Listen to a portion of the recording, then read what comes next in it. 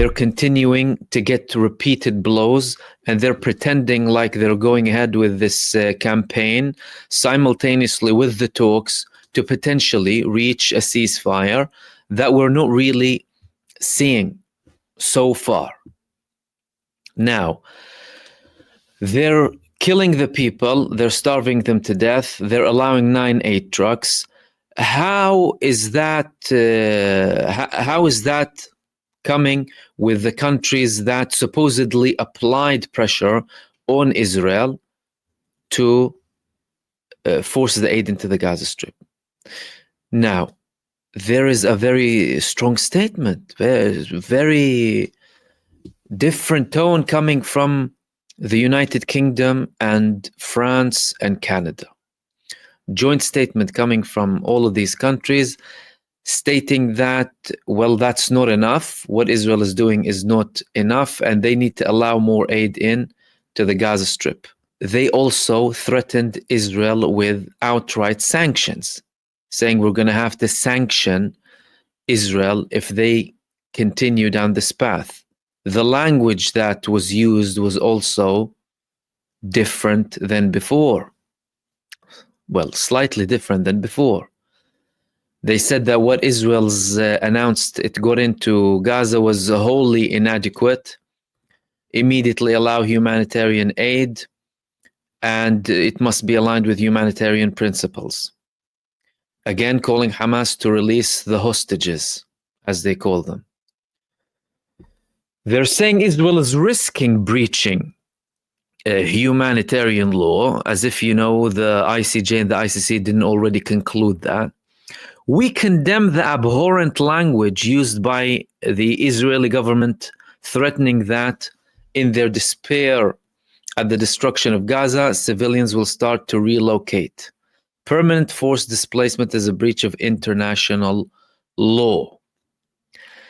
They continue to say that Israel must stop the settlements. It's undermining the viability of a Palestinian state.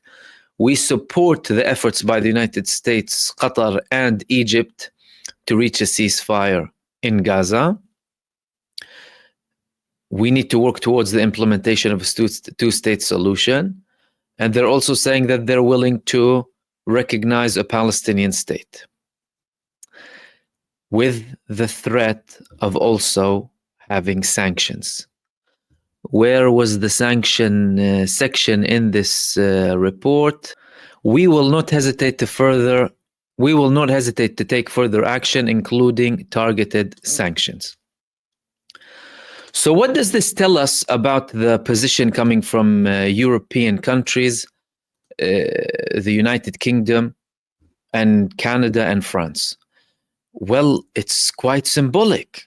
It's very symbolic, and it's a change of tone, but it's also something else. It's showing you how much they're complicit and how much they are a participant in this genocide. How? Well, if they're using this power and this threat and this language now, they could have used it in day one, didn't they? When they were legitimizing the Israeli actions and not expecting everything to be exposed as it is now. They're showing how complicit they are, saying that, move, okay, change of position, continue all the way. Start imposing these sanctions. Did the man show you that he stopped at any point? He didn't stop, and he's continuing. Enough is enough. Sanctions, boycott, divestment, and threaten them with military action to take down the apartheid regime immediately. This is what you need to do. Not threaten with sanctions after you've been participating for so long. But this just shows you how far Benjamin Netanyahu has reached. And he's not happy with this response, by the way. Israel, of course, commented on this report, said that it's an unusual threat from these countries, 3 Western powers. We will consider sanctions against Israel, and Netanyahu is calling it a reward for Hamas. They're saying it's a reward for Hamas. Netanyahu is telling them, therefore you can't have this. One day, after he himself confirmed that the same countries who are now speaking to him in this tone will take action or will threaten with some action against him. But the 9-8 trucks clearly didn't work. And the tone is rising from these countries. But it's not only that. The tensions are continuing with the United States of America. Now, in the United States, there are reports to the Washington Post coming from a source, Trump saying, "We'll abandon you if the war continues." US President Donald Trump has been increasing pressure on Israel over the recent attacks. An anonymous source told Washington Post on Monday that the United States will abandon Israel. Of course, some people are saying that this is too much, this is extreme. It's not really accurate that the United States will abandon Israel. However, we need to judge it based on the context. Has the United States been taking certain actions that are not in favor of Israel? Well, fact of the matter is yes.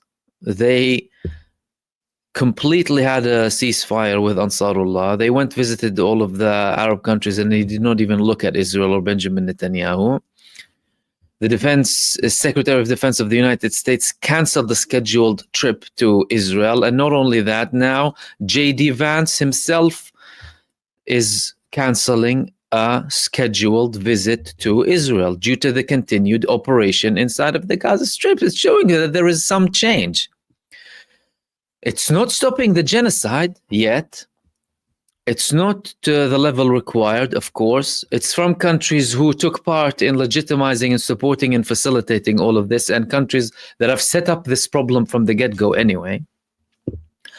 But there is some change due to the level of psychopathy and insanity coming from Benjamin Netanyahu to reach a level where J.D. Vance is canceling a visit now. He's not keeping anyone as an ally in the United States administration.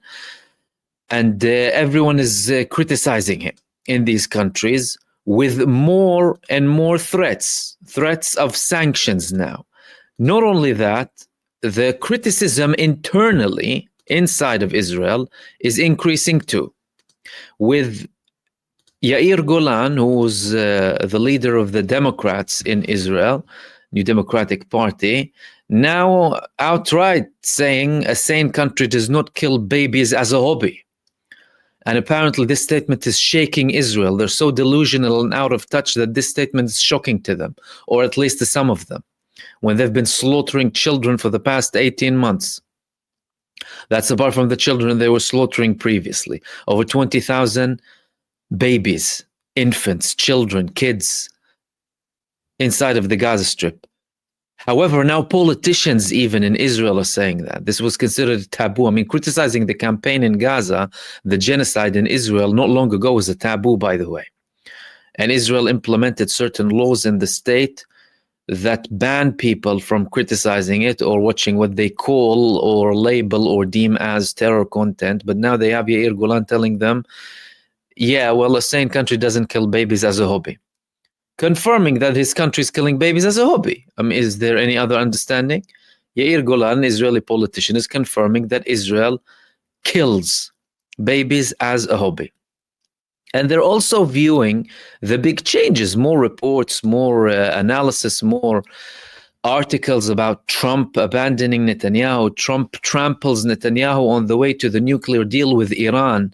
The campaign of humiliation has only just begun. This was another article in Ma'ariv saying that the insults that Israel has recently suffered from the United States President Donald Trump are a result of Netanyahu's policies, which are systematically destroying American bipartisan support and, in the eyes of many, leading to Israel's downfall even further. They're talking about the days of apartheid. In Israel, they're talking about the days of South African apartheid. We're becoming like South Africa before countries started to boycott South Africa. That was Yair Golan, actually. Said Israel is on the way of becoming a designated state among the nations, the South Africa of old, if it does not return to be run as a sane state. I mean, that's arguable here, but you get the point. They're saying that we might have a South African case if we continue down this path.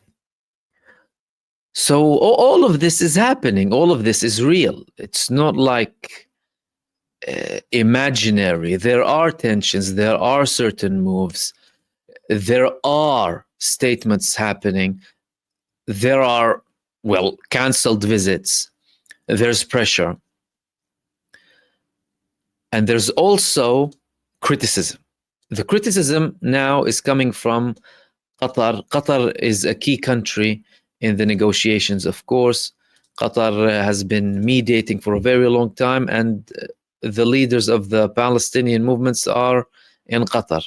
Now, one of the main Qatari figures in the negotiations, the Prime Minister Mohammed bin Abdul Rahman Al Thani, he's slamming Israel directly. He's criticizing Israel and saying that what they're doing is irresponsible, which limits any chance of peace. Usually, he made statements before about certain sides delaying the prospect of a ceasefire because of political reasons, according to him, without naming Benjamin Netanyahu. But now he's outright saying that at a very sensitive period, when this condemnation is coming from European countries, and when they are also applying pressure on Israel. So does that mean that that's it? No more negotiations, and now we need to take action? Someone needs to take action? Well, according to different sources, they're saying that this move coming from Al Thani is actually a move to try and apply pressure on Israel. There was this report here in MAN, which is a Palestinian news agency. Negotiations in Qatar are ongoing and the possibility of reaching an agreement remains. Qatari's prime minister's pessimistic statements regarding the stalled negotiations fall within the framework of political pressure on the concerned parties. There is no concerned parties. It's Israel. It's Netanyahu who is actually delaying everything. Now, according to them, they're going to continue and talk, and there's still some sort of hope for ceasefire talks. But, you know, the Qataris and some countries are also applying pressure to try and see if that makes a change. Is it going to make any difference? I mean, the talks about pressuring Israel to allow aid, Israel confirming that by the words of its foreign minister, show that, well, it pushes something to happen, but not to the adequate level, not to the level that is required for the people to have what they need inside of the Gaza Strip. And Benjamin Netanyahu has repeatedly done that before. I mean, what are they, insane? Are they incompetent, the leaders? Are they playing as if they don't know or don't understand? You have a war criminal. You have a war criminal. You allowed a war criminal to conduct a genocide in Gaza. You still allow him to conduct a genocide. Donald Trump, talk about hypocrisy. He was licking his boots basically in his first visit to the United States, moving his seat and oh yeah, welcome and everything. When he was a wanted war criminal, as he still is now. And Trump was threatening the ISIS. This is what you get when you don't comply with international law. This is what you get when you don't take concrete measures against war criminals. They become more and more arrogant and more psychopathic, and they continue to do what they want to do. Well, are we going to pretend like this is now all? No. You should have taken action against this man before to stop him from his barbaric genocide and stop the state of Israel completely. Dismantle apartheid in Israel. That's it. This is what you need to do. Don't talk to him about a Palestinian state here and there and two state. Dismantle the country. Dismantle apartheid, Zionism, make it illegal, and then implement a one-state solution, simple, with equal human rights. It's very, very straightforward, but they like to make it appear as if it's too complicated. And oh, it's too complicated, it's difficult. No, it's not difficult to understand. It's not complicated. It's the most straightforward conflict on earth. You have a country ruling with religious and ethnic supremacy through terror and expulsion and genocide. And you have people who have been oppressed for the past century. Very simple.